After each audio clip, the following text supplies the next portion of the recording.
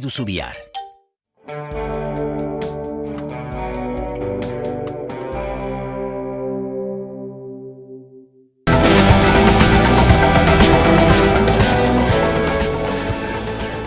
Gaur arratsaldean da biltzekoa Finantzen Euskal Kontseilua. Euskal Autonomia Erkidegoko 3 aldundietako eta eudeleko ordezkariak bilduko dira bertan, eta datorren urterako aurreikusitako diru-sarrerak zeintzuk diren aztertuko dute. Izan ere, Foru Ogasunek mutualistei bueltatu beharreko diru kopuruak 730 milioi eurotik gora eragin negatiboa izan dezake aurreikuspen hauetan.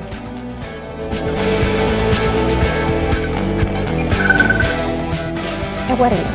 Datorren urriaren 29an Nafarroako Hezkuntza Publikoan aurreikusitako greba eguna mantentzea erabaki dute sindikatuek atzo gauzatutako hezkuntzako mahai sektorialaren ostean. Aurrera pausotat jo dute Carlos Jimeno kontseilariak helarazitako plana, baina ez dute uste nahikoa denik. Jimenok ratioen jaitsiera eta 3 urterako ituna ezartzea proposatu die besteak beste. Para 3 años, donde se consolidan las bajadas de ratios derivadas de centros vulnerables que se estaban estableciendo con 20 alumnos, donde se añade una bajada lineal, progresiva y evaluable de ratio de 23 en los cursos de educación infantil de 3 años, progresiva para secuencialmente establecerlo en otros niveles, consolida el acuerdo que se le ha trasladado, las 1000 horas de refuerzo para educación infantil y primaria, se establecen desarrollos informáticos por parte del departamento para reducir la carga burocrática que establecen y se le traslada también una oferta de regular. Israelen indarkeriak ez du etenik. Irani urria hasieran jasandako erasoengatik interes nazionalaren arabera erantzungo diola jakinarazi du Ameriketako Estatu Batuek honen harira ekintza militarrak ekiditeko eskatu badie ere. Azken orduetan, Gazako hainbat eskola eta ospitale, baita Libanoko eta Siriako hainbat leku ere bombardatu ditu, 10 hildako sortuz.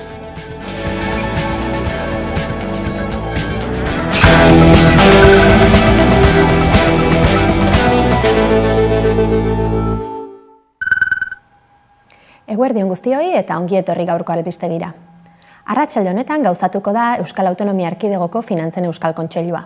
Bertan, EAEko 3 aldundiek, baita eudelek ere, mutualistei eginiko ordainketek sortutako eragina aztertuko dute, erakundek aurreikusitako diru-bilketan hain zuzen ere. Izan ere, 730 milioi eurotik gora bueltatu beharko dizkiete Foru Ogasunek mutualistei.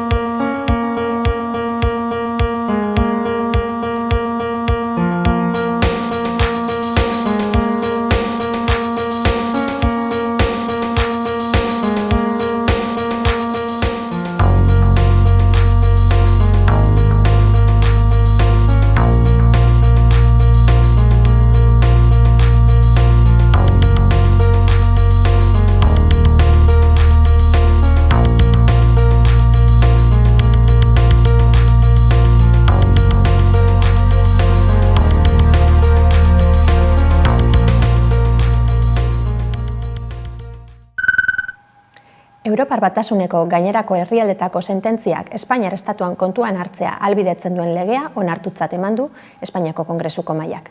Atzo gauzatu zen Europako transposizioaren bozketa senatuan, zeinak presoen zigorrak, tartean etako hainbat kide, komutatzea ahalbidetzen duen. Kamera altuak lege proposamenari ezezkoa eman bazion ere, Kongresutik berriz ez pasatzea ebatzi du mahaiak, eta beraz, estatuko aldizkari ofizialen argitaratuko da araudi berria.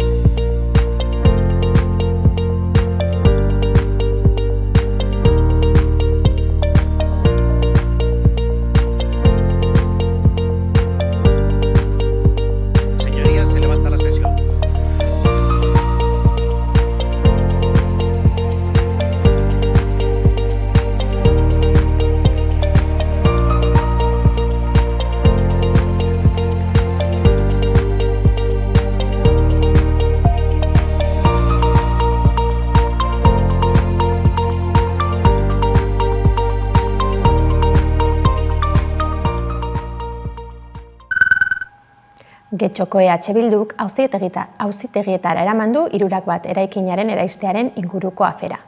Hala, jauregi historiko hau bota izana ikertzeko eskaera helarazi dio Bizkaiko fiskaltzari. Luxuzko etxebizitzak eraikitzeko proiektu baten harira gauzatu zen eraisketa eta EAJko bi zinegotzi berau kudeatzen zebilen konpainiako kide izateak ere polemika ugari sortu zuen. Getxoko EH Bilduk Bizkaiko fiskaltzan eskaera aurkeztu du 3 eraikinaren eraistean egon daitezkeen legez kanpoko ekintzak iker ditzan. Koalizio subiranistatik adierazi dute fiskaltzara jo dutela auzia ikertzeko Getxoko udalaren borondate ezagatik eta eraikin historikoaren eraisketan deliturik egin ote zen argitzeko.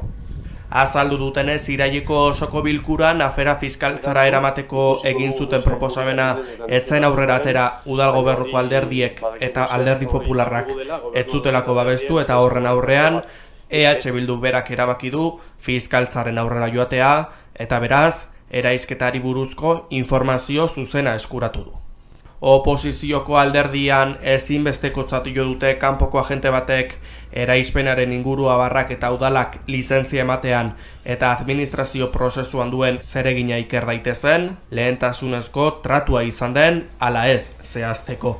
Eta era berean Mikel Bildosola buru duen alderdiak gobernu taldeak kritikatu du oposizioaren lana oztopatzeagatik, izan ere, gobernu taldeak hartu duen neurri bakarra urriaren 18rako ezohiko batzordea deitze izan da, oposizioak deialdia behartu ostean. Gardentasun falta ere salatu dute alkatea eta hirigintza arduradun batzuk batzordetik kanpo utzi dituztelako eta iragarri dutenez, Getxoko ondare historikoa babesteko eta gertatutakoa argitzeko presioa egiten jarraituko dute.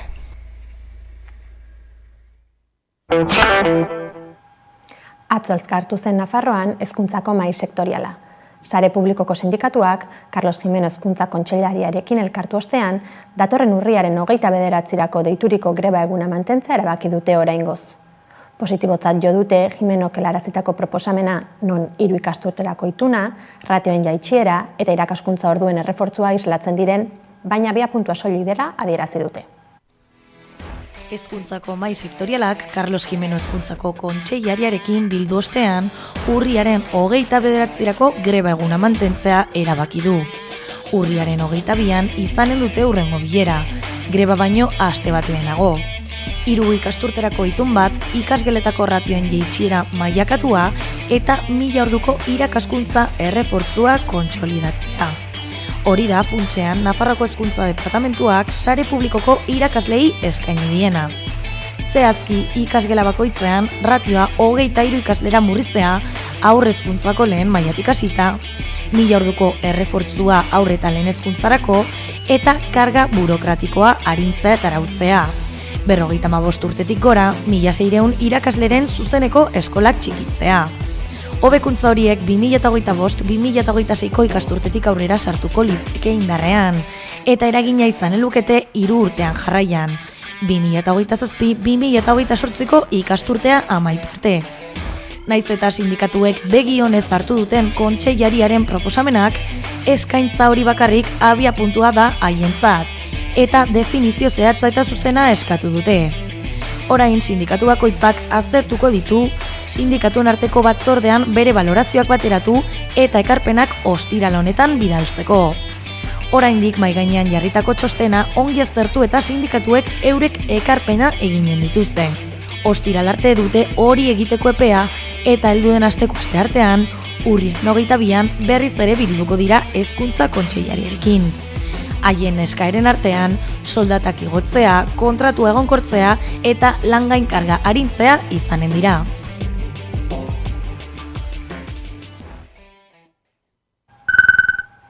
Atzo Iruñean, Nafarroako probintzia auzitegian hasitako sexu indarkeriari lotutako epailean, fiskaltzak eskatutako 57 urteko espetxe zigorra 3 urtera arte jaitsi diote gizon bati. Bikotekidoiari sexu erasoak egin izana eta horren ostean jazarpen ekintzak gauzatu izana egozten diote gizonezko honi. Hala eta guztiz ere, ez da kartzelan sartuko. Iruñean bikotekideoia jasartzeagatik eta arien bat sexu eraso egiteagatik ezarritako zigorra 3 urtera jaitsi dute aldeen arteko akordio bati esker. Nafarroko probintzia auzitegiko 2. sekzioan 47 urteko espetxe zigorra eskatzen zuen Ministerio Fiskalak, baina akordioari esker akusatuak 3 urteko espetxe zigorra, 60 urteko lan komunitarioa, 12 urteko urruntze debekua eta 20.000 euroko kalte ordaina jaso du biktimari eragindako kalteengatik. Akusatua ez da kartzelan sartuko, baldin eta erantzunkizun zibila ordaintzen badu.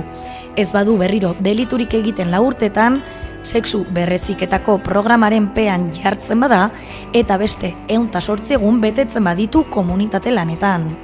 Hasieran akusatuari sexu abusu bat eta 3 sexu eraso egitea leporatzen zioten. Ordea, 2 eraso saiakera eta jazarpena egozten diote orain. Horrek aldatu du zigorra. Akusazioak adierazi duenez, 2021ko udan eta 2022ko martxoan izan ziren sexu eraso saiakerak. Auzipetuak kontatutako gertaerek larriki aldatu dute kaltetuaren eguneroko bizitza eta kezka, urduritasuna eta tentsioa agertuz. 2022ko maiatzean, emakumearen aurkako indarkeria arloko Iruñeko lehenengo zenbakiko epaitegiak autoa eman zuen, eta bertan akusatuari bikotekide ohiarengana eta haren etxe bizitzara hurbiltzeko debekua ezarri zitzaion.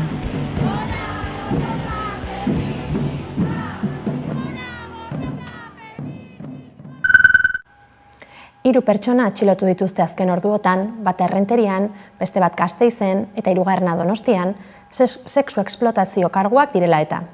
Gizonezko bat eta 2 emakumezko dira, eta 4 emakume prostituitzera behartu izana egotzi diete. 3 pertsona atxilotu ditu ertzaintzak 4 emakume prostituzioan aritzera behartzea egotzita. Atxilotuak dagoeneko epaileren esku jarri ditu ertzaintzak.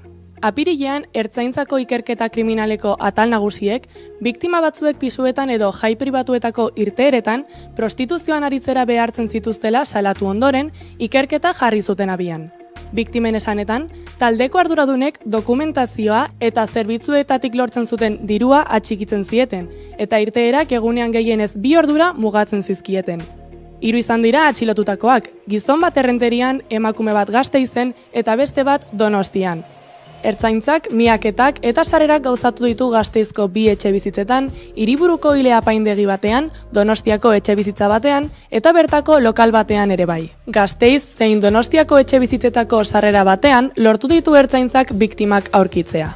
Ostean, emakundek sexu esplotaziorako salerosketaren biktimei arreta emateko protokoloa jarri du martxan.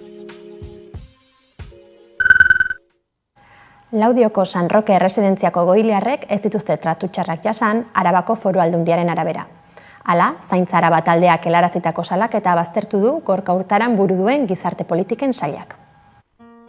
Arabako Foru Aldundiak ukatu egin du Laudioko San Roke adinekoen egoitzako erabiltzaileei tratu iraingarriak ematen ari zaienik. Gorka Urtaran diputatuaren sailak argitu du ez dela salaketarik jarri. Zentroko ohiko jarduerari dagozkion zenbait kexa jaso direla, baina zentroan bertan eman dietela irtenbidea azaldu du gizarte politiken sailak. Zaintza Araba elkarteak gizarte politikako sailari idatzi zion San Roke egoitzako egoera oso kezkagarria eta larria dela azalduz. Izan ere, gutunean erabiltzaileen duintasuna urratzen dituzten hainbat praktika azaltzen zituen elkarteak. Hala nola, janariaren kalitate eskasa, egoiarrak modu egokian ez janztea eta hauek egun osoan gurpilaulkian uztea besteak beste. Gizarte politiken sailak azaldu du duela gutxi erregistro eta ikuskaritza zerbitzuak ohiko ikuskapena egin duela San Roke egoitzan, eta bertan ez direla aparteko inongo arazorik antzeman. Izan ere, ratioak ezarritakoak baino askoz altuagoak direla, janaria kalitate onekoa dela eta egoiliarren zaintza planak errespetatzen direla ondorioztatu du Aldundiak. Gauzak horrela, Aldundiak Zaintza Araba elkarteak gizarte politiken sailari adierazitako salaketak ukatu ditu, eta egoitzako langileen profesionaltasuna zalantzan jartzen saiatzea leporatu dio elkarteari, egoitzako langileei babesa adieraziz.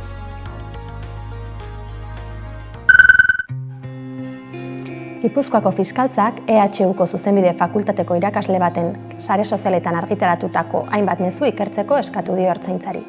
Gizonezkoak hitz misogino, homofobo eta arrazistak plazaratu zituen bere sare sozialetan. Honek ikasleen gaitzespena eta protestak sorrarazi zituen duela 2 aste eta tentsio egun batzuen ostean, Euskal Herriko Unibertsitateak irakaslea klase ematen uztera behartu zuen, baita mezu horien inguruan salaketa ipini ere.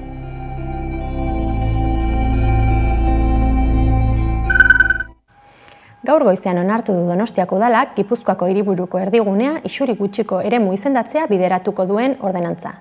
Araudi honek trafikoa murriztea ahalbidetuko du 2025ko urtarriletik aurrera.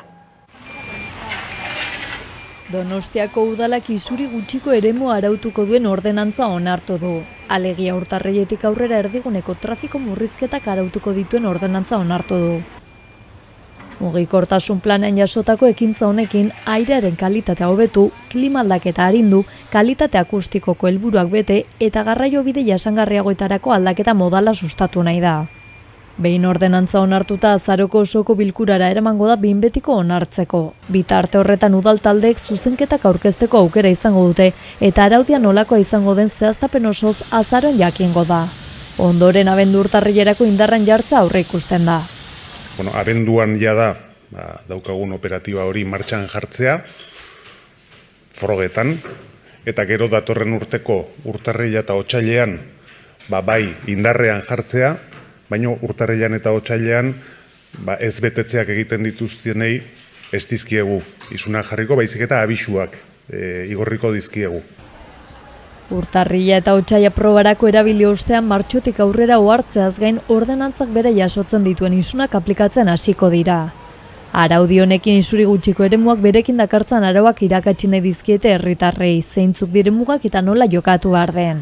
Halere 2028 arte onartu den ordenantza malgua dela esan duen Eko Goia alkateak. Malgua, edo ez, jarri genezaken, ez da izaetik eta daukatenak bakarrik sartu daitezke. Eta hori izango ditzateke oso, eta ez dugu horreda egin. Kontutan hartu nahi izan degudako ere, hiriak momentu honetan daukan parkea, ibilgailuen parkea nodakoa den. Baina 2028tik aurrera araudia zorroztuko da, ingurumen etiketarik gabeko ibilgailuei eta B-etiketadun ibilgailuei mugatuko zaie sarbidea. Gero etorriko da 2028 zeren hemen helburu batzuk bete egin behar ditugu 30 begira. Dena dela salbuespen bat izango da, isuri gutxiko eremuan bizi direnak lasai asko sartu ahalko dira inguru horretan. Guggenheim Urdaibai Stop plataformak manifestazio baterako deialdia egin du datorren urriaren 19. Ekimena Gernikan gauzatuko da, arratsaldeko 6etan.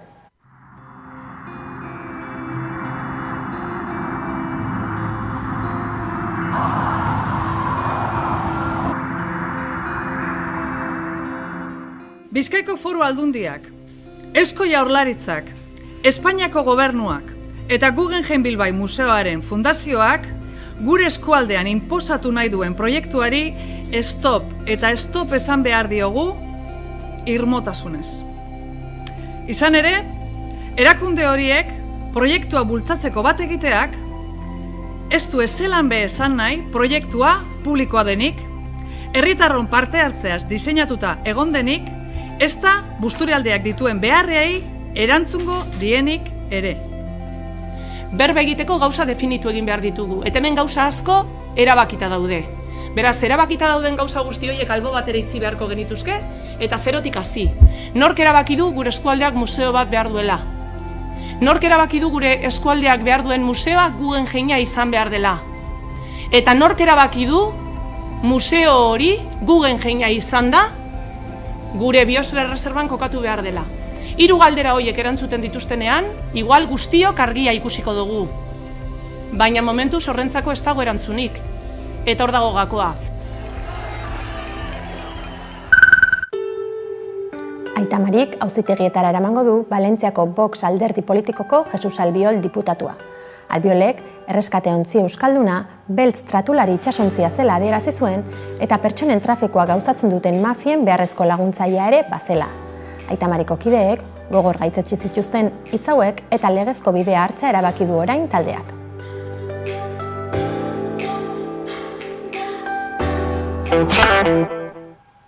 Ekonomiari dagokionez, Baionako merkataritza eta industria ganberak sektoreak Ipar Euskal Herrian duen egoera zaurgarria ezagutarazi zuen atzo. Erakundeak azkeneko barometro ekonomikoaren datuak plazaratu zituen eta bertan islatzen den egoera kezkagarria dela adierazi zuen.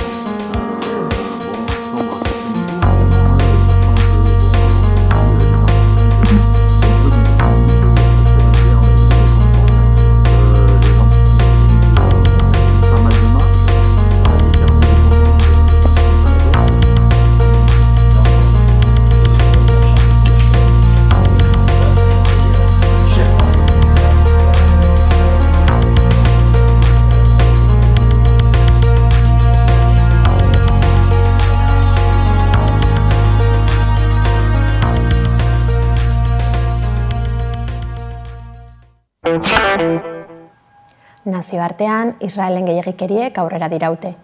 Azken orduotan, Gazako hainbat ikastetxe eta ospitale bombardatu ditu, baita Libano eta Siriako hainbat tokiere, 10 hildako eragin dituelarik. Gainera, Estatu Sionistak Nazio Batuen erakundearekin harremana geroz eta tirabiratsuagoa ari da bihurtzen.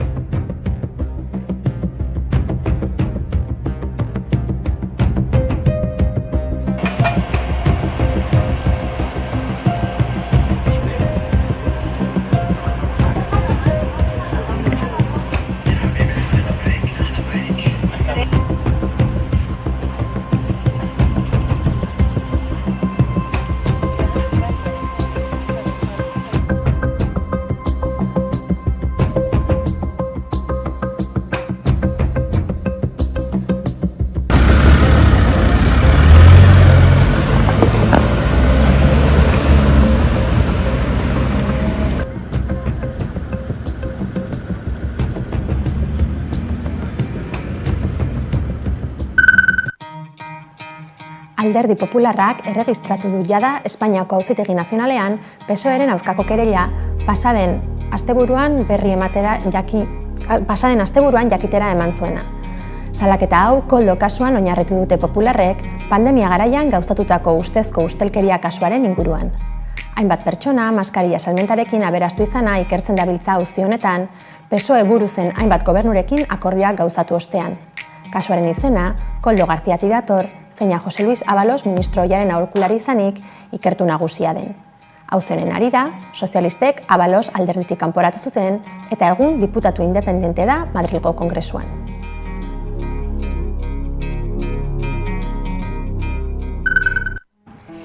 Espainiako Auzitegi Goreneko fiskaltza saila Oriol Junquerasen guztizko indultuaren aldeko agertu da. Halaxe jakinarazi du txosten baten bitartez María Ángeles Sánchez Conde fiskalordeak. Sánchez Konderen ustetan, Junquerasen desgaikuntza zigorra bertan bera utzi beharko litzateke amnistia legea indarrean egonda. Iritzi honek aurretik Auzitegi Goreneko epaimahai penalak esandakoaren kontrakoa adierazten du.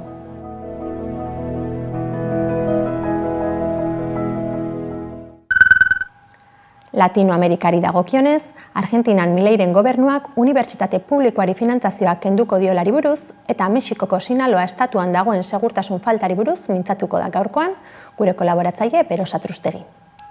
Argentinako diputatuen ganberako oposizioak ez du lortu unibertsitate finantzaketaren legeari jarritako betoa bertan behera uztea. Sesio berezi bat egin zuten eta bertan lege proiektua bozkatu zen. Mileik gutxigatik lortu zuen bere helburua. 160 diputatuk lege proiektuaren alde egin zuten. 84 kontra. Mileiren alderdiko diputatuen babesa izateaz gainera, Macriren alderdiak ere kontra bozkatu zuen, hau da, Mileiren betoaren alde egin zuten bestela esan da. Beraz, oposizioak ez zuen lortu betoa atzera botatzeko behar ziren botoen bi herenak. Unibertsitate finantzaketari buruzko legea irailaren 13an onartu zen, eta proposamen nagusia unibertsitateen funtzionamendu gastuetarako funtsak eguneratzea izan zen batetik, eta bestetik irakasleen soldatak inflazioa kontutan hartuta igotzea jasotzen zen.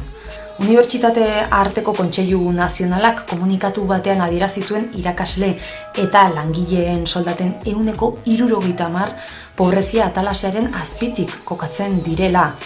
Urriaren 3an Mileik betoa jarri zion proposamen honi, bere esanetan gobernuak bilatzen duen oreka fiskala kolokan jarriko zuelako. Honen aurrean, Kongresuko aurrekontu bulegoaren kalkuluen arabera, barne produktu gordinean eguneko horrek izanen lukeen eragina oso baxua da, eta apenas edukiko luke eraginik kontu publikoetan.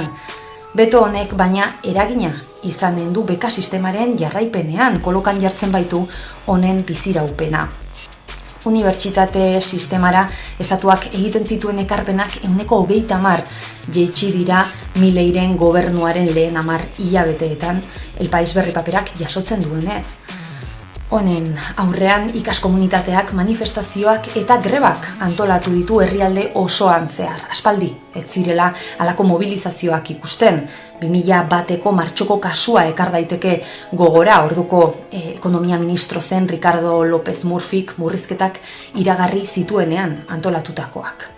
Oraingo egoerari eta hezkuntza publikoaren aldeko manifestazioei gobernuak errepresioarekin eta atxiloketekin erantzun die.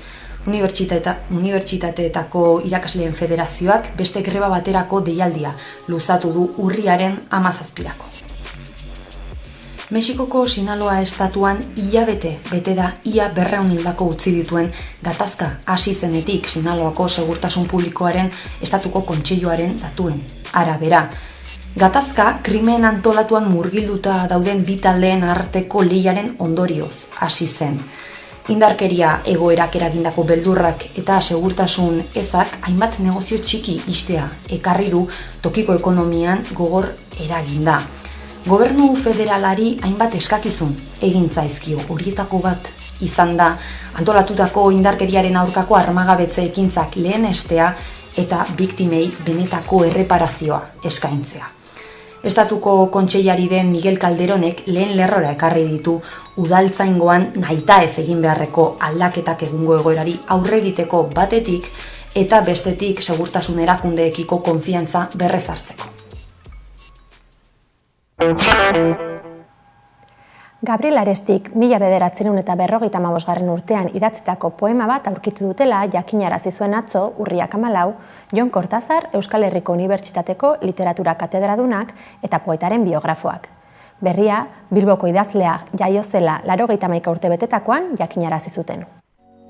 Nire aitaren etxea defendituko dut, otxoen kontra, justiziaren kontra, defendituko dut. Galduko ditut aziendak, soloak pinudiak, galduko ditut errentak, baina defendituko dut. Armak enduko dizkidate, ta eskuarekin defendituko dut. Eskuak moztuko dizkidate, trabesoarekin defendituko dut. Nire aitaren etxea, besori gabe, zorbaldari gabe, bularri gabe, utziko naute, tarimarekin defendituko dut. Nire aitaren etxea.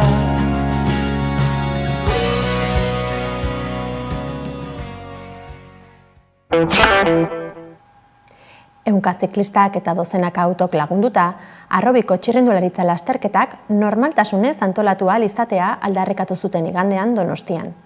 Eusko Legebiltzarrean mahai eragile bat eratzeko asmoa adierazi du Jaurlaritzak, baina aurrera pausorik ematen ez dela ikusita, protestara jo dute Gipuzkoako Federazioko lehengo zuzendaritzako kideek. Gipuzkoako Txirrindularitza Federazioko lehenengo zuzendaritzako kideek manifestazio jendetsua gauzatu dute urriaren 13an Donostian. Euskal Herri osoko txirrindularitza talde eta federazioko kideak elkartu ziren bertan. Arazoak Gipuzkoako txirrindularitzari gehien bat eragiten badio ere, lasterketa gehienak bertan antolatzen dira, ondorio zuzena pairatuz gainerako herrialdeek.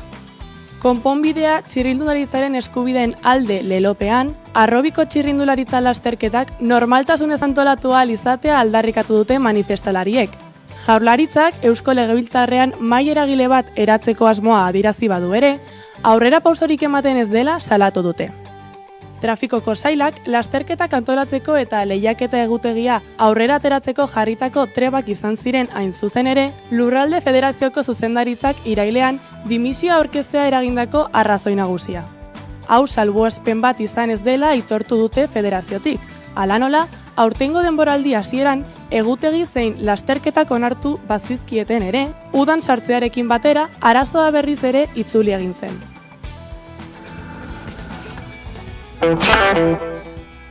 Gure aldetik, besterik ez. 11aren webgunea eta sare sozialak eskuragai dituzue informazioa zabaldu nahi izanez gero. Ondo izan eta bihar arte.